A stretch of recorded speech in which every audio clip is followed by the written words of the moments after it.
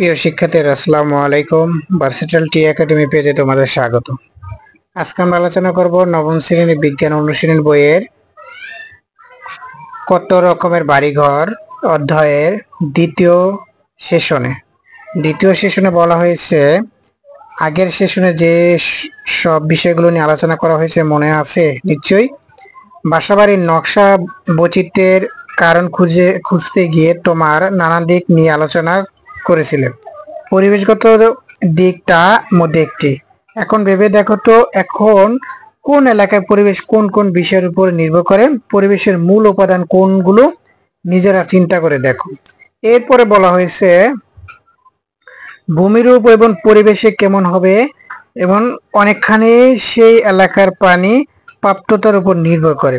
অনুসন্ধানী পাঠ্য বই থেকে ভূমি রূপ অধ্যায় বের করেও দলে বসে পানি বিষয়ক অংশটুকু পড়ো এবং নিজেরা আলোচনা করো। পড়া হয়ে গেলে শিক্ষকের সহ ক্লাসের বাকিদের সাথে আলোচনা করো। নিজের আলোচিত ভিত্তিতে নিচে প্রশ্নগুলো উত্তর দাও। শহরের অঞ্চলে জলবদ্ধতা বেশি হয় কেন? তাহলে বলা হয়েছে শহরের অঞ্চলে জলবদ্ধতা বেশি হয় কেন। এই জলবদ্ধতা বেশি হওয়ার কারণ আমি তোমাদের এই ভিডিওর মাধ্যমে দেখিয়ে দিচ্ছি। প্রিয় শিক্ষার্থীরা, তো শহরের জলবদ্ধতার কারণ হচ্ছে অপরিকল্পিত নগরায়নই শহরের জলবদ্ধতার মূল কারণ। অপরিকল্পিত নগর উন্নয়নের কার্যক্রম এবং দ্রুত জনসংখ্যার বৃদ্ধির কারণে জলাধারগুলোই এবং প্রাকৃতিক পয়ঃনিষ্কাশন ব্যবস্থার সামান্য হেরফের বা কোনো ব্যবস্থা না থাকায় প্রাকৃতিক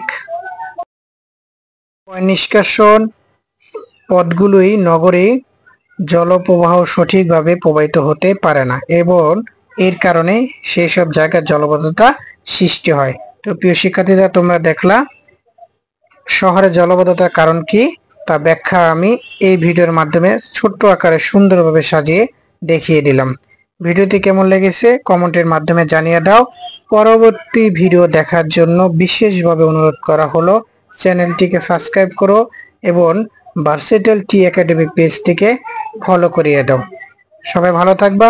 আসসালামু আলাইকুম।